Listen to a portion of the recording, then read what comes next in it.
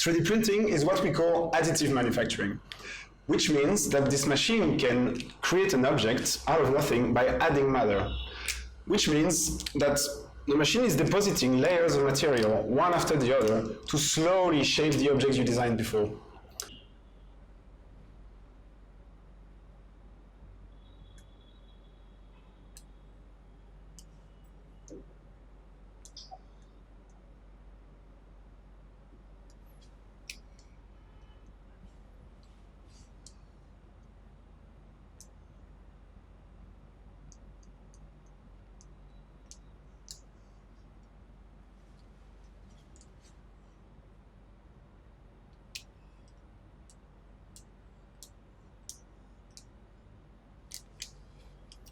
So basically, to start 3D printing, you need to follow 3 steps. The first one is modeling your object in 3D. You can basically do this with what we call CAD softwares, that is computer-aided design.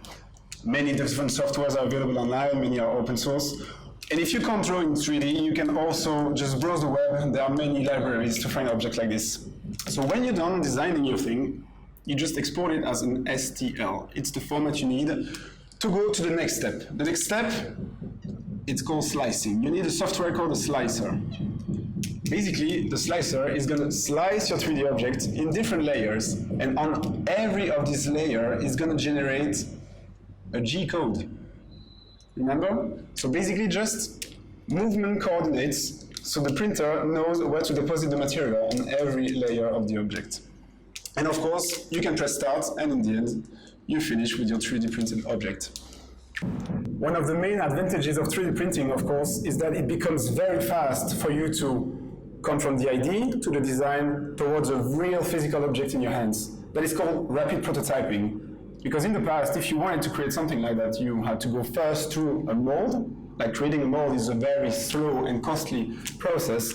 So now you can actually customize to the infinite and very easily have your ideas produced and test them.